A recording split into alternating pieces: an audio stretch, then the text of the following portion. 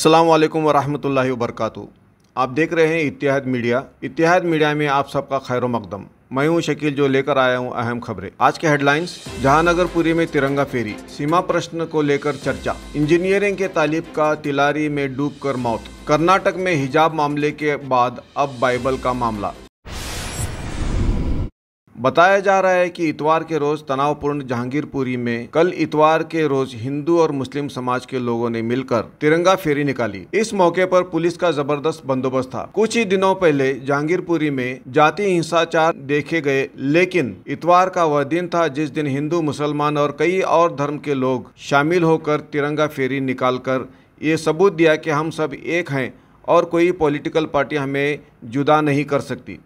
कुछ ही दिनों पहले जो तनाव पैदा हुआ था उसे दूर करने के लिए अब सब धर्म के लोग इकट्ठा होकर ये तिरंगा फेरी को अंजाम दिया। उस मुताबिक जहांगीरपुरी के मेन रोड होकर इस फेरी को निकाली गई, जिसमें भारत माता की जय के नारे भी लगाए गए।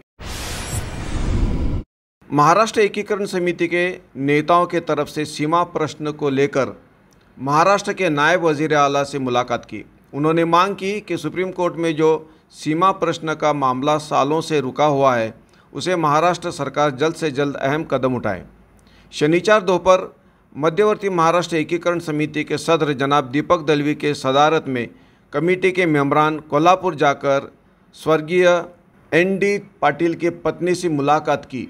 उसी वक्त राष्ट्रवादी कांग्रेस के नेता नायब वजीर आला अजित पवार भी मौजूद थे। इस मौके पर समिति के मेंबरान जनाब अजित पवार साहब से मुलाकात कर कोर्ट में जो सीमा के केस के ताल्लुक से चर्चा की। चर्चा के दौरान समिति के खजांची प्रकाश मरगाड़े, मराठा बैंक के सदर दिगंबर पवार, माजी APMC के मेंबर महेश जुएकर, समिति के प्रमुख कलगट मौजूद थे। नए कोविड के नियमों को लेकर वजीर आला जनाब बसवराज बोम्मई का बयान आया है कि आने वाले जून महीने में कोविड का चौथा दौर शुरू होगा। मुल्क के वजीर आजम के साथ मशवरा करने के बाद वजीर आला पत्रकारों को बता रहे थे कि 27 अप्रैल के बाद ही कर्नाटक में नए कोविड प्रोटोकॉल जाहिर करेंगे। उन्होंने ये भी बताया कि आरोग्य मंत्री जनाब D सुधाकर पहले से ही कोविड नियमों की लिस्ट जाहिर की है, लेकिन फिर से वजीर आजम से मुलाकात कर उस पर चर्चा करके ही नई फेरी 27 अप्रैल के बाद जाहिर करने में आएगी। अब लोगों में एक ही फिक्र है कि ये नए नियमों की फहरिस्त कैसी रहेगी और कब जाहिर होगी। पता चला है कि एक तालिब जो SG बालीकुंद्री इंस्टीट्यूट ऑफ इंजीनियरिंग बेलगाम में पढ़ता था, वो कल इतवार के रोज़ सुबह तिलारी वाटरफॉल्स में डूबकर उसका इंतकाल हुआ। हार्दिक परमार उम्र 22, जो गोवा का रहने वाला है, अपने दोस्तों के साथ बेलगाम आकर तिलारी से फॉल्स चले गए, जहां पर हार्दिक को पानी की गहराई का पता नहीं चला और डूब गया। उसकी मैयत कल शाम को पानी से निकाली गई।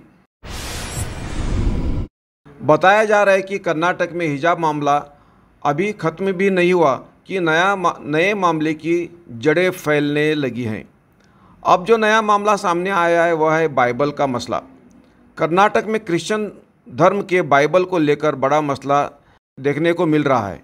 स्कूलों में बाइबल के ताल्लुक से स्कूलों में पढ़ाया और सिखाया जा रहा है, ऐसा बताया जा रहा है। ऐसा इल्ज़ाम लगाया जा रहा है कि इदारों वालों ने इसे गलत बता रहे हैं।